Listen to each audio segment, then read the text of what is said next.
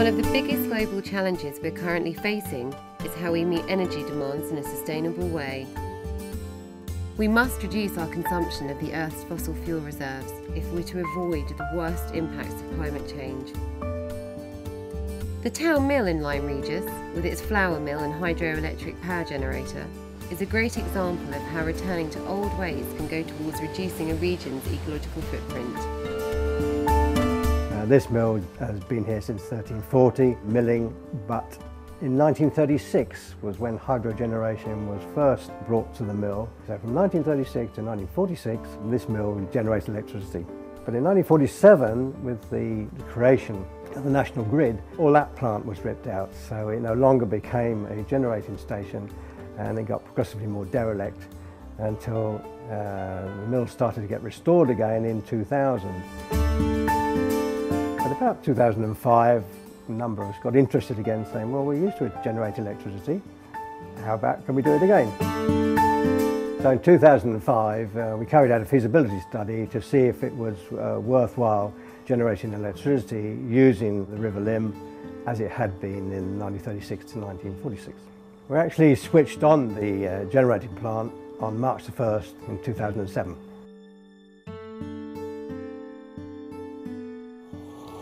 This is the turbine. The water's coming down, driving the turbine round. Drive belts from the turbine to the generator. Electricity from the generator going into that control panel. And we've generated over the 12 months roughly 16 megawatt. That's 16,000 kilowatts in the year. The mill itself over that period has used about 3 megawatts, 3,000 kilowatts of that, leaving about 13 megawatts exported into the grid. And EDF Energy are actually paying us 5 pence a kilowatt, so we're actually getting paid for putting electricity back into the grid, some of which will be used locally around the town and throughout the whole system. But it's good from a number of other issues. One is education. The mill has a lot of school parties coming around, renewable, green energy, all this that we're talking about today. So that was a big factor. And what price do you put on that? A bit difficult to say, really. Since we now installed the plant, we've had a lot of interested parties, a lot of rivers and sites around the country that can use little hydrogeneration plants like this to generate electricity. So there's a wide application around the country that can be used by using the renewable resource of the rivers in this country.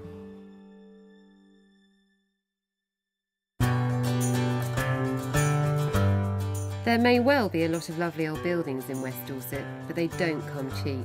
In fact, property prices have increased so much here in Buckland Newton, the locals have been priced out of the market.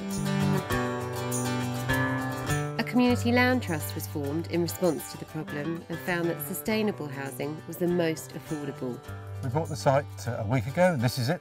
It's a field owned by a local farmer who's one of our trustees. He's very keen on the concept of building these houses. We'll be building 10 houses on the site here with room for allotments for every householder if they choose to have them as part of the site.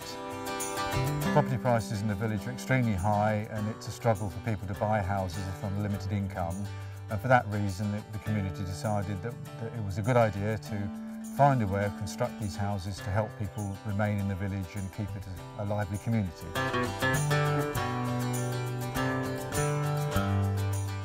One of the challenges was to make sure the houses were going to be affordable, and that meant low cost.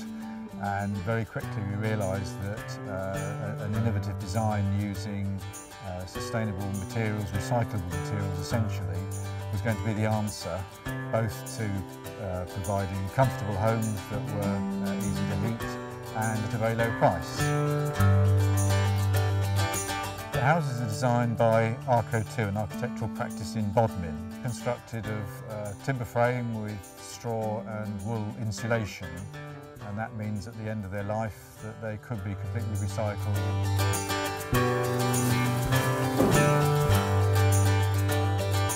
One of the attractions is that the shells of the houses are prefabricated. The house is made from a number of panels. The panels are brought to site and then slotted together to make an airtight building within 3 or 4 days, so that you've got a weather-tight shell which you can then start to fit out with the plumbing, the electrics and everything else. The levels of insulation in the walls and the floors and the ceilings will be extremely high, and that will cut the heating requirement to the absolute minimum, and it's possible that there won't be any heating required in the houses at all. As things stand, Buckton Newton is the first community land trust to build a development of this sort using a sustainable construction method.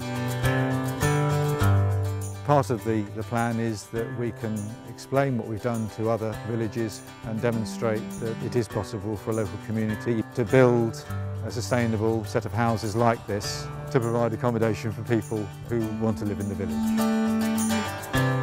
One of the key things with local housing in a rural environment is it does mean people can live closer to their families, and often they can live closer to the place they work in the country. And that can do a tremendous amount in terms of reducing their travel, reducing the carbon emissions with driving. There's no public transport at all in rural areas, and all these things can actually make a small contribution multiplied many times towards saving the planet.